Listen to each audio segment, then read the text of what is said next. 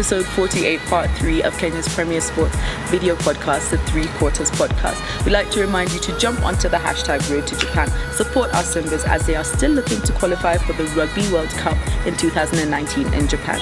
And as we are all about promoting sports and sports travel, we've partnered with Moran Sports and Travel to give you this brilliant offer for the Dubai Sevens on the 1st and 2nd of December. So for only $999 US, you get the full Dubai experience over and above the rugby, which is your desert safari, your nighttime barbecue, and your Dhow cruise. This and much more coming up on your screen.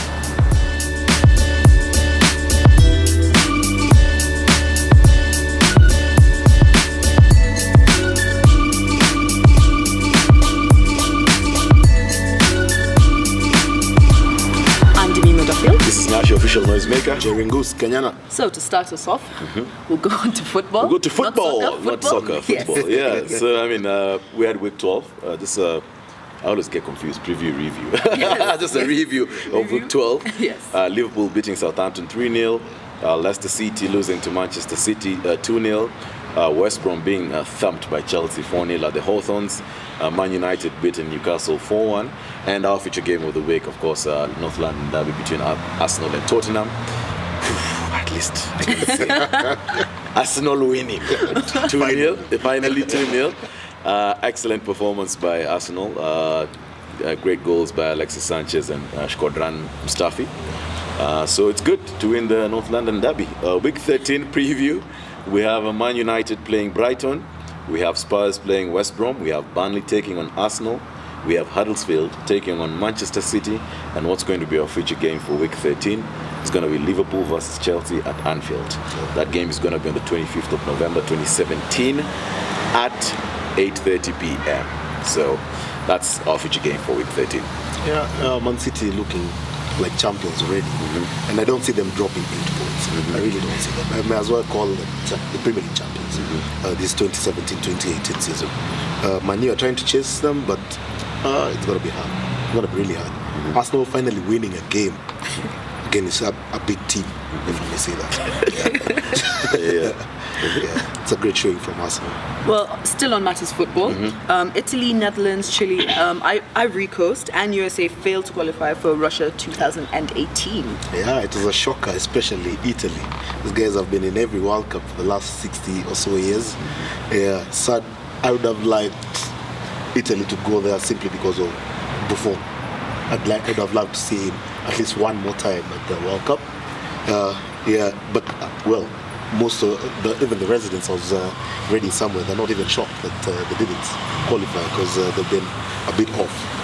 Netherlands, this is the team that has been, I think, in most finals and have never won. 3 times, I think. Yeah, that was a really big shocker. Chile, for a team that is ranked 9th in the world, not being in the World Cup, yeah, some red flags, Kidogo. Ivory Coast not qualifying at the expense. Okay, rather Morocco qualifying at the expense of Ivory Coast. That's a big team for Africa. I thought that I would have loved to see them there, but I can only hope that Morocco do give a stellar performance. I was also shocked that Ghana didn't qualify. But then they had no chance. Uganda even had a better chance because Uganda came in second in the group after Egypt. So yeah, it's a bit sad not to see these big wigs, African big wigs especially at the World Cup. Italy, Gianluigi Buffon has been there. This was going to be his 6th World Cup. Had they qualified since 1998? Yeah. I remember he was the second choice keeper, I think, at 19 years to Gianluca Pagliuca. It's going to be it's unfortunate because Gigi Buffon has graced the screen for a while, and it would have been a very good send-off for him, even if they didn't get past group stages. It would have been good. Netherlands, I'm not shocked, and I'm going to highlight something between all these teams I'm going to talk about. There's Italy, we said, because of Gigi Buffon, Netherlands, USA, Ivory Coast. The reason why these teams have not qualified, in my opinion, is because they did not focus on transition. Italy did not focus on a transition from the 2006 team that won the World Cup, the likes of Rino Gattuso and Andrea Pirlo, Fabio Cannavaro. Netherlands did not focus on the team that was going to take over after the Robin van Persies and Ian Robben and Wesley Sneijder. USA did not focus on the guys who were going to take on after Landon Donovan and Clint Dempsey. So I think Ivory Coast did not focus on the guys who were going to take over after Didier Drogba's and Yaya Toure and Kolo Toure. So I think that has been their big issue. That's why they've been unable to qualify. I also think that the 32 teams that have made it are worthy to be in the World Cup. So it's going to be a good World Cup nonetheless. Now we now know him as Sir Mohammed Farrah. Yes, Sir Mohammed Farrah. Yeah. I mean, it's obviously being knighted is. I can't even imagine what he feels. Especially him being a black man first, being knighted, a black man being knighted.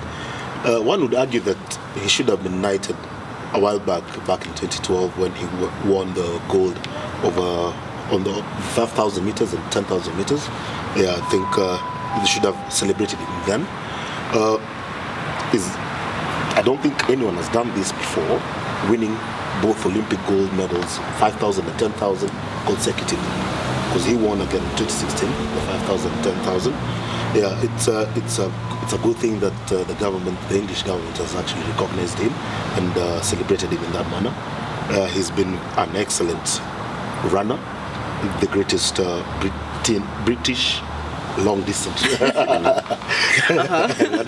athlete. Yeah, so it's a good thing that he has been knighted. We respect that. Congratulations to him. Only if he watches the podcast. We'll tag him. Him. Yeah. He's the most decorated British athlete, winning the 5,000 and 10,000 meters in London and in Rio with his famous motorboat.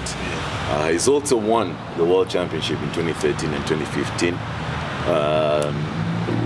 In 2013 was in Moscow, and 2015 it was in Beijing. He's had a very good career. I mean, for a man who was born in Somalia, Somaliland, sorry, I beg your pardon. No one ever thought he was going to amount to anything. Then he moves to England to join his dad there, and he begins running. We also must say that he used to come train at E10. So even as guys have something to claim. Exactly. But definitely him together with Usain Bolt have been the standout athletes in the last 4 years. And Rudisha. Yes, and Rudisha somewhere there. Now, for our bonus segment, still on Mohammed Farrah, him being knighted increases the number of athletes that have been recognized, sportsmen who have been recognized by their countries. One, do you think that the Kenyan government does enough to recognize our athletes as well? Like, do they recognize our athletes? One, and two, what do you think they need to do to make sure that our athletes feel appreciated, like by their own government? First of all, just to answer your first question, I don't think the government does anything to that. Okay, they may be doing something sometimes, but I don't think they really. I don't think they do appreciate our athletes up until when it's late, when they're in problems. That is, and the only reason that comes into play, I think, it's more for political mileage. Yeah, it's always get a whole bunch of news guys over there to just show that we're trying to help this person. This is all political. Systems, I don't think we have systems that our athletes can transition after the prime, let me say that. After the prime, I don't think we have systems that these guys can transition and live a comfortable life. A case in point would be someone like Conjestina Achieng, the female boxer, very celebrated when she was at her prime. We always used to talk about Conjestina Achieng. She had the title. She even contested the WBC title. After her career ended, what happened to her? What happened to her? She's still living in a slum area. She's sick right now. The first time we heard of her post her boxing was because of political mileage from politicians trying to gain favor from people that, yes, we are helping her, Fatma Zarika, she's now the WBC champion, world champion. What have we heard of her? Nothing at all. So it's sad that this is the situation. The government needs to do better. And even the corporates, as let's say something like Sport Pesa, we need to come together and really celebrate our athletes. I disagree a bit because I think they do. I think they actually do try to honor our athletes, just not as much as they should. I look at instances where, for example, in rugby, Colin Sinjara, he's been given the OGW by the former president of Kenya. Mwai Kibaki for his contribution to rugby. It's the same thing as Mohammed Farrah. It's just that us guys don't have 19. We don't have 19. I was just blessed. Yeah, it's the same thing. But the example I like using is, for example, if you look at the US, every year, whoever wins their leagues, whether it's the NBA, whether it's the NFL, whether it's the MLS, Major League Soccer, they get invited to the White House to meet the president, and they spend a day with the president.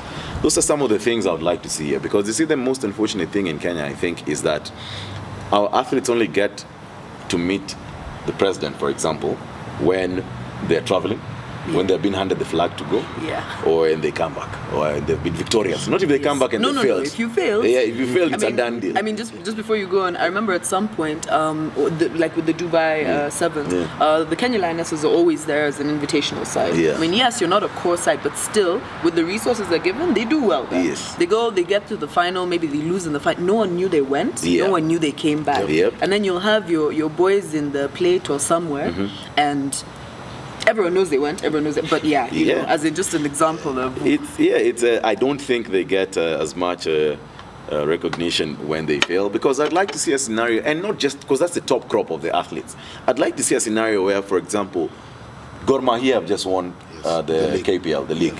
They get invited to State House to spend a day with the president and have a conversation, and the president is going to be shocked. Some of these guys are very intelligent, you know, and they can engage in conversation. KCB, they've won the Kenya Cup. They get invited. Whoever has won hockey, Poster Bank, or whoever it is, yes, they get invited. You know, they just get some form of recognition. Because I also look at how, if you see how politicians and government get involved in matters All Blacks in New Zealand, the House, the Parliament is stopped to discuss matters All Blacks because it's a national issue, right? There was a study that was done in 2011 about what New Zealanders were most interested in. Was it the re-election of John Key as Prime Minister, or whether Richie Mako lifts the Hoya bellies? And all the polls were on Richie Mako. That's how important these guys are. So I'd like to see the Kenyan government get involved more about recognizing our athletes. And I'm talking about this grassroots sports, not just the top guys, the Andrew Amondes when they come back, the Helen Obilis when they come back and they've won, even here locally when Gor Mahia win. Because I remember they won the league like 2 years, just into Uhuru's first year.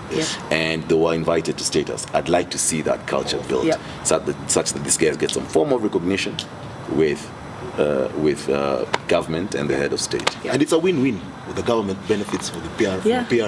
True. Like no one loses out. No one does lose out. Alright guys, that's all we have time for this week. But remember, we are dropping a special segment just for you. Remember, you can like our page on Facebook, follow us on Instagram, and subscribe to our YouTube channel. I'm Demi Middlefield. This is Ngashi, official noise maker. Jeringus, Kenyana. See you next week for episode 49.